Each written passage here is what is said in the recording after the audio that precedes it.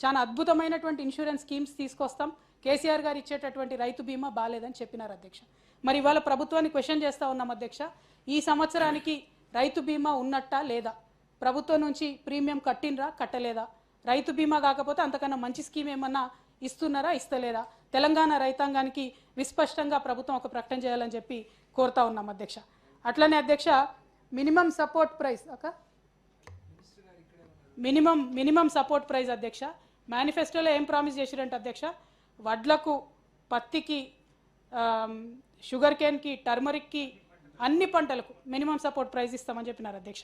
అధ్యక్ష ఇది చాలా ఇంపార్టెంట్ విషయం అధ్యక్ష, తమరు కూడా రైతు నాయకుడు కాబట్టి ఒక విషయం ఆలోచన చేయాలి అధ్యక్ష. అన్నిటికీ మినిమం సపోర్ట్ ప్రైస్ ఇస్తామన్నారు. మనము గత 10 సంవత్సరాల్లో చివరి గింజ వరకు పంట కొంటామని చెప్పి 1,09,000 కోట్ల పైచిలకు రూపాయలతోని మనం ఈ 10 ఏళ్లలో 1,09,000 కోట్లు కేవలం ధాన్య సేకరణ కోసం మనం ఖర్చు పెట్టినాం అధ్యక్ష. మరి ఇవాళ నిన్న మొన్న కాంగ్రెస్ పార్టీ నాయకులు అధ్యక్ష, సీనియర్ నాయకులు ప్రెస్ మీట్లు పెట్టి చెప్తా ఉన్నారు, మినిమం సపోర్ట్ ప్రైస్ కన్నా తక్కువ వస్తేనే బోనస్ ఇస్తారట అధ్యక్ష. మరి తక్కువ వస్తుంది అని అంటే ఎట్లా వస్తుంది అధ్యక్ష? ప్రభుత్వం కొనకపోతే, కళ్ళం కాడొచ్చి మార్కెట్ నుంచి కొనుక్కొని పోతే తక్కువ వస్తుంది. మరి మీరు కొంటారా కొనరా ఫస్ట్ అది చెప్పండి. మీరు కొంటారంటేనేమో రైతులు కళ్ళం కాడ అమ్ముకోరు, లేకపోతే అగ్గొక సగ్గొక అమ్ముకోవాల్సి వస్తుంది. అమ్ముకున్న తర్వాత బోనస్ ఏడికెళ్ళి ఇస్తారు, ప్రైవేట్ వాళ్ళు కొనుక్కపోయినాక మీకు లెక్కేడికెళ్ళి తెలుస్తుంది. దయచేసి ఆ విషయాన్ని విస్పష్టంగా చెప్పాలి. ఇవాళ తెలంగాణ రైతాంగం కన్ఫ్యూజన్లో ఉన్నది.